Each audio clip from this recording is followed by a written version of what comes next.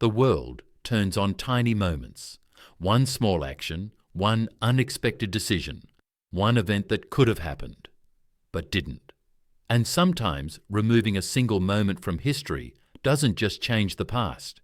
It rewrites the future in ways that feel strange and even a little frightening. Now picture a world where a major turning point never takes place.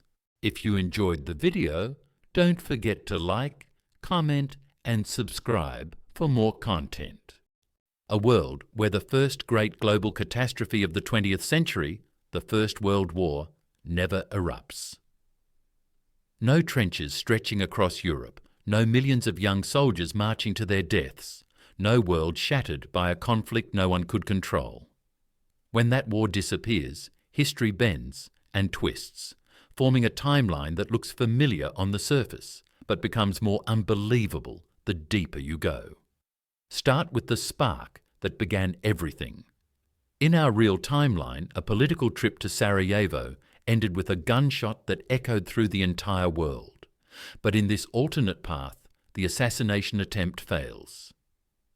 The Archduke of Austria, Franz Ferdinand, leaves the city alive. The shock fades, the newspapers calm down, and European leaders quietly thank their luck that the crisis didn't explode into something worse. They carry on with their rivalries, their tensions, their power games, but nothing pushes them over the edge. The world stays peaceful, for now. With no war to tear them apart, the great European empires continue standing like huge, aging structures that should have collapsed but somehow don't. Austria-Hungary, a mix of many cultures and languages, keeps struggling with internal division. Yet it also follows the path Franz Ferdinand wanted: slow reforms that give different ethnic groups more freedom. Tension still exists, but it doesn't explode. The empire survives longer, becoming a slow-moving political puzzle instead of a battlefield. Germany, too, stays on a very different road. In the real world, it faced defeat, humiliation, and punishment after World War I. That pain opened the door for extremist ideas and dangerous leaders. But here, none of that happens. Germany remains strong, industrial, confident, and proud.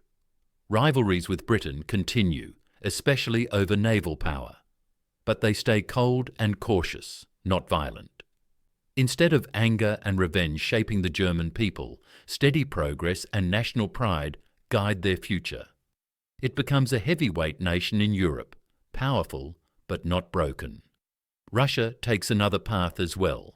Without the crushing pressure of a major war, the royal government doesn't collapse in chaos. The Tsar struggles, yes, because the country is huge, poor, and full of unrest. But the situation doesn't collapse fast enough to bring radicals to power. The Bolsheviks never get the same chance. Lenin remains a voice, not a ruler. Stalin never rises to control one of the world's largest states. Russia still changes, but through gradual reforms or smaller conflicts. It becomes a large, troubled nation, yet not the terrifying Soviet Union we knew. Across the ocean, the United States grows steadily, but not explosively. In our reality, selling goods and weapons to European nations during the war turned the US into an economic giant. Here, without that demand, the growth is slower. America stays more isolated, less involved in global affairs. It remains strong, creative, and full of potential, but it doesn't rise to world leadership as early. Hollywood still grows, music still evolves, technology still pushes forward, but the country's influence spreads more gently. Now consider the technology of this alternate era. Major wars often force nations to innovate at high speed. Without World War I, many technologies arrive later. Airplanes stay simple for longer. Cars spread slowly without wartime factories mass-producing engines.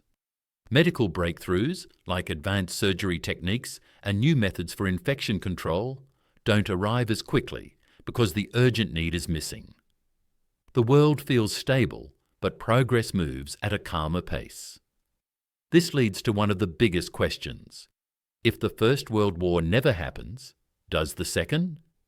The answer, surprisingly, is almost certainly no, at least not in the form we know. Without the treaty that broke Germany, without the anger that spread across Europe, without the financial crash that hit the German people hardest, the conditions that created Adolf Hitler simply don't exist. He never finds a nation desperate enough to listen. Fascism might appear in some places, as politics always shifts and changes, but it never becomes a global storm. And with that, one of the darkest chapters of human history, the Holocaust, never occurs. Millions of families who were erased in our timeline would instead live full, ordinary lives. But peace in Europe creates new consequences elsewhere. The Ottoman Empire, which fell apart after World War I, struggles on. The Middle East doesn't get divided by European powers in the same artificial way. Borders look different. Nations might not form as they did. Conflicts that shape the region in our world take different forms, and some may not happen at all. Yet new rivalries grow inside the empire, ones that had been brewing for centuries. Japan, watching global powers from the east, still builds its military strength. But with European nations not weakened by a massive war, Japan doesn't have the same opportunities to expand. Its path becomes a tense dance with Western powers, not a fast charge across Asia. China remains divided and unstable, but foreign powers stay more involved since they're not distracted by a huge European conflict. Asia becomes a region of slow-burning competition rather than sudden invasion. Culture also grows differently. Many of the artistic movements of the 20th century, the wild paintings, the bold music, the sharp break from old traditions, came partly from the emotional shock of war. Without that, culture evolves more, gently. Society holds on to formality longer. Art changes slowly. People crave stability, not rebellion. The famous Roaring Twenties never roar as loudly. The world looks calmer on the surface, but maybe more conservative, slower to accept new ideas. Colonialism becomes another major shift. In our real timeline, the war weakened European empires and inspired colonized people to demand freedom. But in this alternate world, those empires remain strong. Independence movements in Asia, Africa, and the Middle East face tougher resistance. India may not gain freedom when it did. Many African nations might wait decades longer to break free. The world map stays dominated by old powers. Even the global economy looks different. The Great Depression still happens because its causes were separate from the war. But the impact might be less severe without the massive debts and economic punishments created by the peace treaty. With less suffering, extremist politics remain weaker. Countries stay focused on stability. However, a peaceful world is not always a safe world. When powerful nations stay strong for too long, pressure builds quietly. Germany wants more influence. France wants security. Britain wants to protect its empire. Russia wants change. The Ottoman Empire keeps cracking. The United States watches from a distance, unsure how much it should involve itself. With no major conflict to reset the balance, the world becomes a place where tension never quite disappears. Some historians believe this alternate world might still face a large war, but later under different circumstances. Not a war driven by revenge or hatred, but by ambition. A war shaped by competition between rising powers. A war that might break out in the mid-20th century or even later. Instead of trench warfare, it could involve new weapons developed slowly but perfected over time. Instead of old alliances, it could feature surprising partnerships. Instead of anger from past losses, it could emerge from a desire to control global trade, territory, or technology. But the biggest transformation happens in our present time. Our world today would feel completely altered. Borders across Europe and the Middle East would look unfamiliar. Cultural identities would shift. Migration patterns would change. Many nations might not exist at all. The United States may not stand as the world's top superpower. Europe might still be dominated by old empires instead of modern states. Russia would be different. Asia would be different. Global institutions like the United Nations may never form, because the need for worldwide cooperation would be weaker. Technology might lag by decades. Air travel might not be as common. Medical tools and treatments might be behind. Social and political freedoms might spread more slowly. Even daily life, our clothes, our music, our cities, might feel more traditional, more controlled, less modern.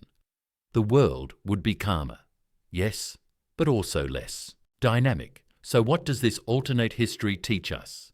It shows how deeply World War I shaped everything that followed: our borders, our politics, our cultures, our ideas, our very lifestyle. Removing it doesn't simply offer a peaceful picture. Instead, it reveals a world frozen under old powers, developing slowly, avoiding one nightmare but possibly headed toward different ones. A world without World War I is not automatically better or worse. It's simply a different path. A quieter, slower, more controlled world where millions who died in our real timeline live long lives. But billions grow up in a world that never experienced the jolting transformation that forced humanity into the modern age. History is fragile. One event removed, and everything else shifts. And in that quiet, peaceful version of the 20th century, the world becomes a place of calm streets, steady empires, and a future that unfolds gently, yet remains forever changed by the war that never came.